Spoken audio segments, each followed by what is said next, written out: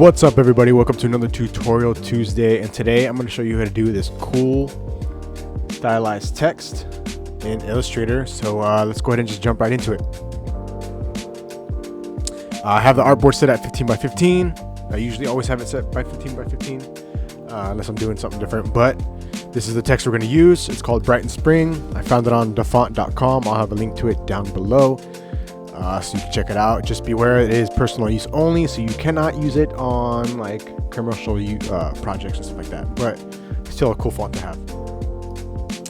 So let's go ahead and get started. So I'm going to write out Dragonstone because I've started watching Game of Thrones again for like the 5th time. So why not? Okay, so after you have Dragonstone or whatever you want to write, go ahead and create outlines.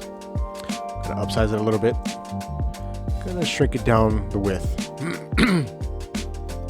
Then right click, go to transform, shear, do 15% or 15 degrees. Make sure it's horizontal.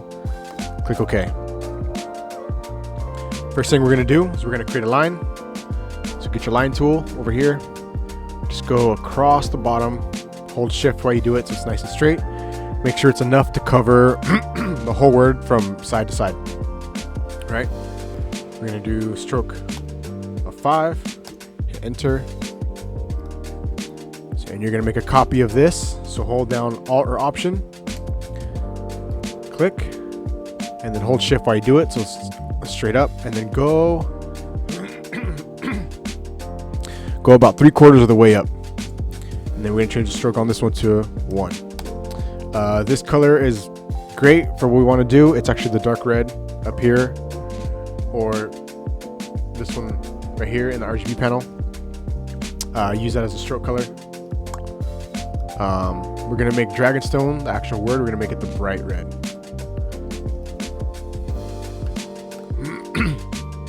Okay, so the 2 lines we just made, go ahead and click and drag both. And then we're going to do a blend. To do the blend, you do the Option or Alt, hold Command, and then hit B. Right, and that does a blend, or go to Object up here, Blend, Make. Right. So we're gonna go ahead and do it not so many lines. We don't want that many lines. So go over here to the Blend tool in your tool panel, double click, make sure preview's on, go to Specify Steps, and then we're gonna lower it down. We want less. 35 is good. Okay. Excuse me. Now click on the word Dragonstone. You're going to make a copy. Click away. Do Command F or Control if you're on a PC to make sure it pastes directly where you copied it from. That's the difference between Command V and Command F if you don't know. So Command V will paste it depending on where you are on the screen. It'll paste it directly in the center of the screen. Okay. Command F will paste it exactly where you copied from, regardless of where you are on the screen. See that? Boom. Once you've copied that or pasted, go ahead and do Command 8. Changes it into a compound path. And then while that's still selected, hold down Shift and then select the blend. Do Command 7 to make it into a mask. So now we're going to make another copy of Dragonstone. Command copy, Command F. We're going to do yellow just so we can see what we're doing. Change it to stroke, so Shift X or hit the arrows over here. We're going to change it to 3. Go Object, Expand. Click OK. Do Gradient. Go over here to your Gradient panel. Do 90 degrees. We want the black on the bottom, so hit this little button right here, Reverse Gradient. Boom. And then we're actually going to change it to a medium gray, so the one that's above the purple swatch. Click and drag down to where the black is. We're actually going to slide it over a little bit. Click on the white, slide it to the left a little bit, and then click to the right of that. Boom. Drag either one to the left of the gray. Done skis. All right. So now we're going to make another copy, but this time we're going to do it from the layer panel. So we're going to click, hold down Alt or Option, and then drag down. Boom, copy made. We're actually going to change this one to black. Up the stroke. Change the stroke to black. And then we're gonna make it 20 actually. So 20 is good. Go ahead and do object expand. Do the unite up here. For those if you don't have this panel, the Pathfinder, if you're wondering what I just did, this is the Pathfinder toolbox. To get this, go up here to Window, down to Pathfinder, click on that, and it should pop up. And I just have it here in my, my tools. I actually use it a lot, so if you don't have it, you should have it in your toolbox, because you will end up using it a lot.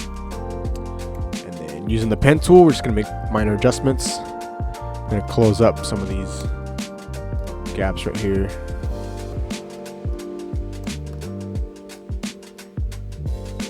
All the little gaps, I just pretty much just delete them out. Oops. Not the whole thing, just the little gaps.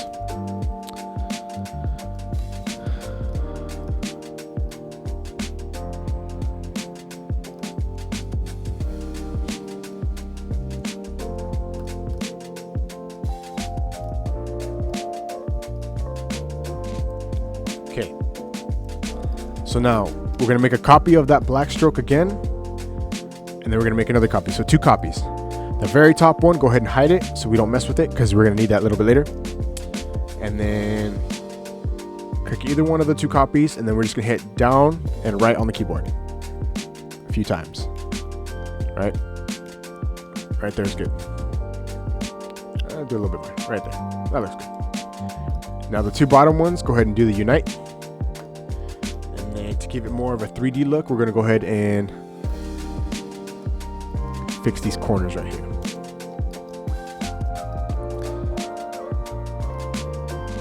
Right, even the curves. Get that corner. Get that corner. I don't like this gap. I'm going ahead and just gonna get rid of this little gap right here.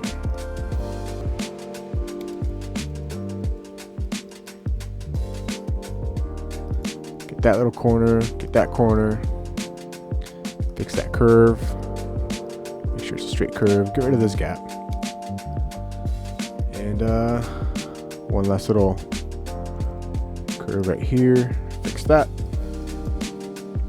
Now go ahead and unhide that top layer. We're going to change it to red real quick just so we can see what we're doing. Now I'm going to connect this corner. So I'm just going to make a shape with the pen tool. I'm going to make sure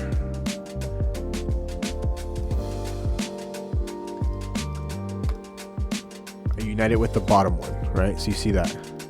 And I'll show you why soon. Okay. Here's one more. Pen tool, corner to corner. Just fix the gap, bring it down, unite. And that looks pretty good.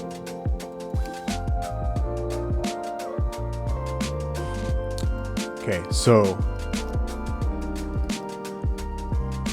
now with the pen tool or line tool, we're gonna make another line, but we're gonna match this angle right here, right?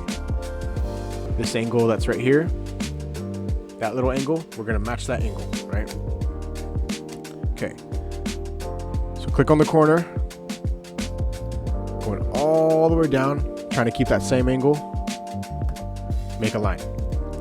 Now we're gonna adjust it because the D is pretty big. No pun intended.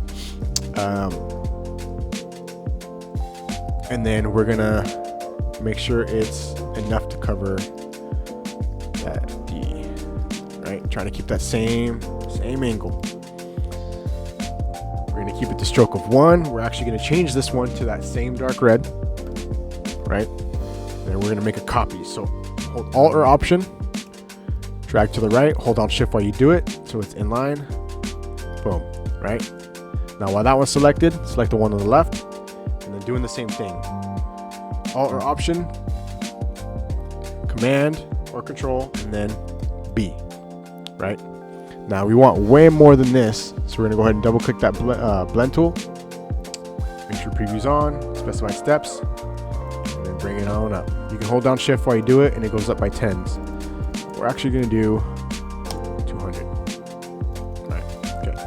So in your layers, it's at the very top. We're going to go ahead and drag it down above the bottom layer, right? We're going to make a copy of the very bottom layer.